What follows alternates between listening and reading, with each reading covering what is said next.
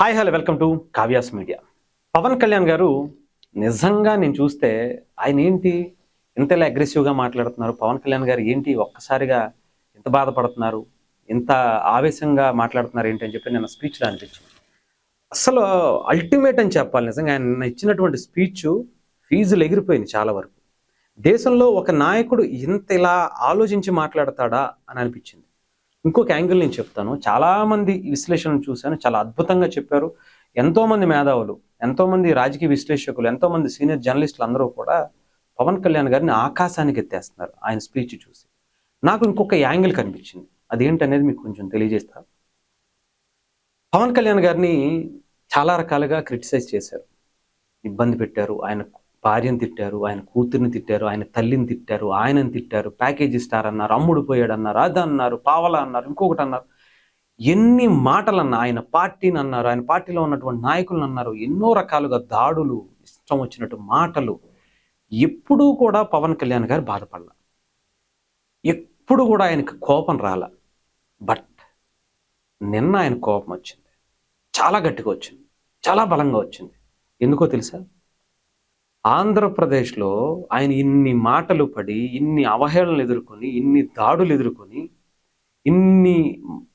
ఎన్నో మాటలు, ఆఖరికి ఆయన పార్టీ కూటమిని కలపటంలో చాలా కీలకంగా వ్యవహరించి 21 సీట్లే తీసుకున్నావేంటి, 24 సీట్లే తీసుకున్నావేంటి, నీకు ఇదేనా, నీ స్థాయి ఇంతేనా, నువ్వా సింగిల్గా రాలేవు, అది ఇది అని చెప్పేసి ఎన్ని మాటలు అన్నా సరే 10 సార్లు బాధపడి 10 మెట్లు దిగి ఆయన ఆంధ్రప్రదేశ్ అభివృద్ధి కోసం, ఆంధ్రప్రదేశ్ ప్రజల భవిష్యత్తు కోసం, రేపటి తరం కోసం ఒక అడుగు ముందుకేసి వచ్చారు. వచ్చి అధికారంలోకి వచ్చిన తర్వాత ఒక మంచి ఒరవడిలు వెళ్తుంది, కొన్ని కంపెనీలు వస్తున్నాయి, ఆంధ్రప్రదేశ్ యువతకు ఒక భరోసా కనిపిస్తుంది. 2-3 సంవత్సరాల్లో కొన్ని కంపెనీలు వస్తాయి. డిగ్రీలు చేతపట్టుకుని బయటకు వచ్చినటువంటి కొన్ని లక్షల మంది ఆంధ్రప్రదేశ్ యువతకి 2 సంవత్సరాల్లో అయినా సరే మనకి ఆంధ్రప్రదేశ్లోనే ఉద్యోగం చేసుకునేటువంటి పరిస్థితులు క్రియేట్ అవుతున్నాయి.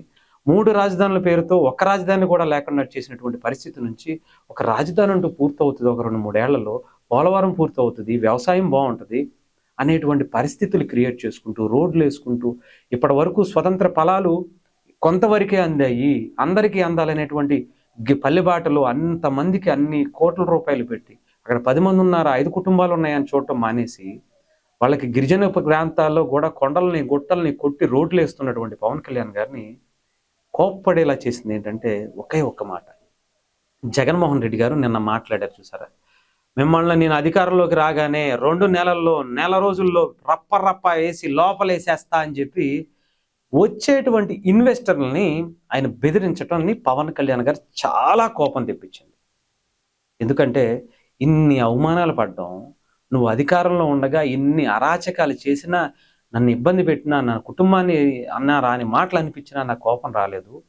నువ్వు ఆంధ్రప్రదేశ్లో ఒక దారికి వస్తున్నటువంటి అభివృద్ధిని అడ్డుకోవటం కోసం మమ్మల్ని బెదిరించడం మానేసి వస్తున్నటువంటి ఇన్వెస్టర్లను బెదిరిస్తావా నువ్వు అని చెప్పి ఏమన్నా వార్నింగ్ ఇచ్చారా? 48 గంటలు టైం ఇస్తే చాలు, నీ చేతిలో రేఖలు కూడా కనిపించకుండా చేస్తా, యోగి ఆదిత్యనాథ్ ట్రీట్మెంట్ ఇస్తా నీకు అనేటువంటి మాటలు మాట్లాడారంటే ఆయన కుటుంబం ముఖ్యం కాదు, ఆయన పిల్లలు ముఖ్యం కాదు, ఆయన తల్లి, ఆయన భార్య, ఆయన సినిమాలు ఆపినా బాధపడలా, ఆయన పార్టీ ఎదగాలని ఆలోచన కూడా ఆయన పక్కన పెట్టేసుకున్నారు. అన్ని వదిలేసినా కూడా ఆయన బాధపడలేదు. కానీ అధికారంలోకి ఇక్కడ వచ్చిన తర్వాత కూడా నువ్వు అన్ని అరాచకాలు భరించి మేము ఇక్కడికి వస్తే ఇన్వెస్ట్మెంట్ని ఏదో ఒక రకంగా చంద్రబాబు నాయుడు గారు అంత కష్టపడి ఒక ఫైనాన్షియల్ స్ట్రాటజీతో ఆయన తీసుకొచ్చి, లోకేష్ గారు ఇలా మేమందరూ ఐడియాలజీలు ఇంకొక రకంగా గతంలో మాట్లాడుకున్న, తిట్టుకున్న, ఇంకోటి చేసిన ఆంధ్రప్రదేశ్ కోసం, ఆంధ్రప్రదేశ్ భవిష్యత్తు కోసం మేము వస్తే నువ్వు వచ్చే వాళ్ళని బెదిరిస్తావా అని చెప్పి ఇచ్చారు. చూసారా? పిచ్చి లేపేశారండి, ఒక రేంజ్లో హైప్ ఇచ్చారని చెప్పాలి. పవన్ కళ్యాణ్ గారు హ్యాట్స్ ఆఫ్ అండి. అసలు ఒక పరిపూర్ణమైనటువంటి రాజకీయం అనే మాటకి అర్థాన్ని ఇప్పుడు ఉండేటువంటి సాంప్రదాయ రాజకీయ పార్టీలకి నేర్పించారేమో అనిపించింది. అసలు ఒక్కసారి కూడా ఎమ్మెల్యే అవ్వలేనటువంటి వ్యక్తి, ఒక్కసారి కూడా మంత్రి అవ్వనటువంటి వ్యక్తి దగ్గర ఎంత రాజకీయ పరిజ్ఞానం ఉందా?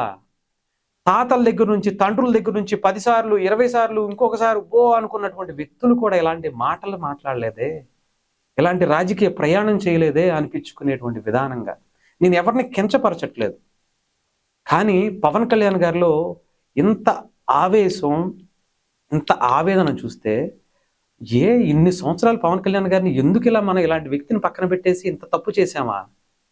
అంటే ఈయన వచ్చుండుంటే గతంలో 10 ఏళ్ల క్రితమే ఈయన అధికారంలోకి వచ్చుండుంటే, 15 ఏళ్ల క్రితమే ఆ ప్రజారాజ్యం టైంలో అయినా ఆ పార్టీ అన్న అధికారంలోకి వచ్చుండుంటే, ఈ గిరిజనులకి ఇప్పుడు వేస్తున్నటువంటి రోడ్లు 77 సంవత్సరాల తర్వాత, స్వతంత్రం వచ్చిన తర్వాత ఇప్పుడు వేస్తున్నటువంటి రోడ్లు ఒక 20 ఏళ్ల క్రిందటే పడేవి కదా.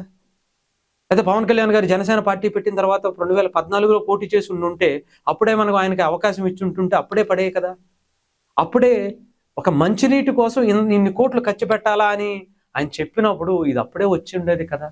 ఇంతమంది చనిపోయేవాళ్ళు కాదేమో కదా. ఉద్దాన ఇష్యూ వచ్చి ఉండేది కాదేమో కదా. ఎన్నో ఎన్నో ఎన్నో ఎన్నో అసలు సమాధానాలకు ప్రశ్నలకు ఆన్సర్ ఇచ్చినట్టుగా అనిపించింది నాకు. ఏమైనా ఇలాంటి నాయకులు పట్టుమని ఒక 10 మంది ఈ దేశంలో ఉంటే దేశాన్ని మీరు ఊహించుకోరు. ఒకప్పుడు రాముడు పరిపాలించారు, కృష్ణుడు పరిపాలించి ఎంత సుభిక్షంగా ఎలా ఉంది అని చెప్పుకునేటువంటి పరిస్థితులు ఇప్పుడు క్రియేట్ అవుతాయేమో అనిపించింది.